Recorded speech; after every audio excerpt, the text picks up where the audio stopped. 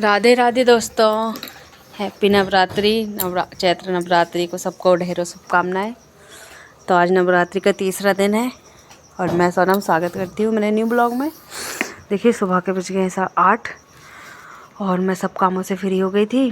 तो मुझे एक ब्लाउज़ देना था तो मैं फटाफट उसमें हुक्काई करने लगी। इसको तैयार करके नहाना है, जल चढ़ाने जाऊँगी। तो मैं जल्दी से आज तो 6 बजे उठ गई थी। फिर आज पता सुबह से बदल हो रहे थे ना, बहुत ज़्यादा मतलब ठंडी लग रही थी नहाने में भी और ऐसे भी ऐसा बहुत ठंडा माहौल था।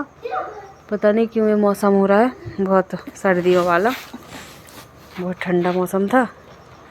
तो फिर मैं उठी और उठ के मैंने जल्दी से झाड़ू वाड़ू लगाया, पोछा ओछा लगा के बर्तन मांज के मैं सीधा ब्लाउज़ तैयार करने लगी। अभी तो देखो बिस्तर पड़ा है, डुग्गू सो रहा था। फिर डुग्गू उठ गई, समायरा उठ गई। समायरा तो नहा के जल चढ़ा के आ गई। फिर मैंने दोनों को घर पे छोड़ा, दुकान खुली थी। मैंने समायरा से बोला कि कोई भी आए तो बोल देना घर पे कोई नहीं है, बाद में आना। और मैं तैयार हो चुकी थी मंदिर जाने के लिए। तो मैं वेट कर रही थी बाजू वाली दीदी का। अब अकेले जाना मुझे अच्छा नहीं लगता, मैं अकेले नहीं गई कभी। तो मैं सब तैयारी करके बैठी थी। फिर मैं जल चढ़ा के आई और आके मैंने कहा जल्दी से करने खिला दूँ, फिर खाना खाऊँगी बनाऊँगी। तो कल पूड़ी सब्ज़ी बनाई, पूड़ी और मिठाई बनाई, किसी ने नहीं खाई। तो आज तो मैंने अच्छी दाल चावल की सब बघार के खिचड़ी बनाई हूँ बिना मिर्ची की, क्योंकि सब लोग पूड़ी उड़ी खा के छक जाते हैं।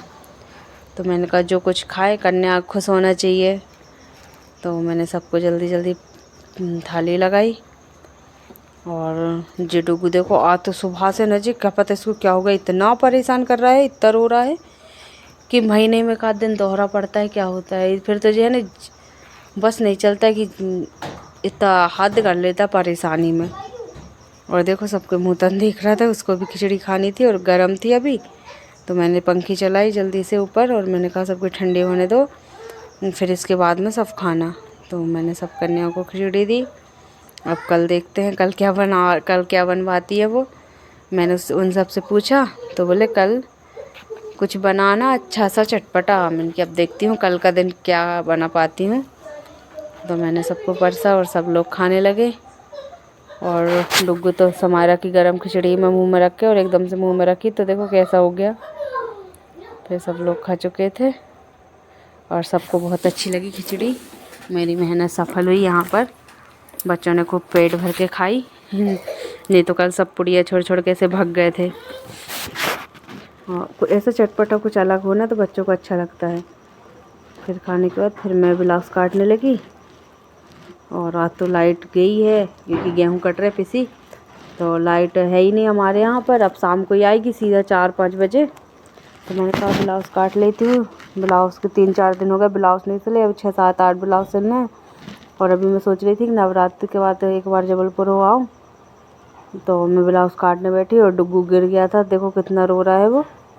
आज इसका मुहूर्त ख़राब है, सुबह से उठा ना तब से दूसरी बार है रोने का। और इतना मचल रहा है, मतलब इतना तो वो कभी मचलता भी नहीं है यार। इतना रो रहा है कि बात बात पर कि वो बंद ही नहीं हो रहा। खाना भी खिला उसको और कुछ नहीं करने दे रहा। तो काट तो लूँ, वैसे आधे घंटे से सोच के बैठी थी ब्लाउज़ लेके कि क्या बनाऊँ। वो सामने वाले को उसमें डिज़ाइन चाहिए, डिज़ाइन दिमाग में कुछ आ नहीं रही थी। लोग बता दे तो वैसा बना देते और अगर ये बोल देते आप सिलते तो आपके हिसाब से बना दो, तो बड़ा कंफ्यूज होता है। फिर मैंने तो एक डिज़ाइन बनाई, उसमें ऊपर से अलग से डिज़ाइन बनाऊंगी। और फिर मैंने डुग्गू को खेल में लगाया, थोड़ी बहुत देर खेल रहा था। वो सो के मतलब उठ चुका है, एक बार सो गया था। तो उसका मूड ठीक है थोड़ा। तो इतने में फटाफट से जितना हो पाता है उतना कर लेती हूँ, बाकी का जब टाइम मिलेगा ऐसे ही धीरे धीरे करके सिलाई हो पाएगी, वैसे नहीं हो पाएगी। 6-7 ब्लाउज और बचे हैं। तो मैंने फटाक से ये देखो अस्तर चढ़ चुके हैं, बस आस्तीन और बची, उस पर अस्तर चढ़ाना है। और मैं इस पर बनाने लगी डिजाइन। और डिजाइन बनाने के लिए देखो ऐसे मैंने मोड़ के तिर लगाई और अब इसको ऐसे करेंगे तो अच्छा चौकोर टाइप का आकार हो जाएगा। और ये देखो ये डिजाइन बन जाएगी और इसमें बढ़िया के गुड़िया टाक देंगे। इसका फाइनल लुक अगले ब्लॉग में बताऊंगी मैं। तो आप बताना कैसी बनी है डिज़ाइन। पता है डिज़ाइन बनाने में डबल ब्लाउज़ की मेहनत लग जाती है, बहुत टाइम लगता है मतलब डिज़ाइन बनाने में। ऐसे नॉर्मल ब्लाउज़ में नहीं लगता जितना टाइम। तो देखो ऐसे मोड़ रही थी मैं, तो पता मैंने शुरुआत मोबाइल में देखा तो मुझे समझ नहीं आ रही थी कि मुड़े के चौक और कैसे होंगे। तो मैं लगा तो रही थी पर शुरुआत बहुत कन्फ्यूजन था मुझे। और शाम हो गई थी शाम को, तो मम्मी उपवास है दोनों टाइम का, तो मैंने बनाया साबूदाने के बड़े और तेल तेज था तो थोड़ा थोड़ा ऐसे जल गए थे। और साथ ही में मैंने बनाई मूंगफली की चटनी, तो मम्मी को दे देते। और देखो कुछ भी बनाने में मेरे हाथ फैलाड़ा ऐसा फैलता है कि खाना एक जने का बनाना है लेकिन बर्तन 4 जने के बढ़ते हैं। क्या पता क्यों ऐसा होता ही।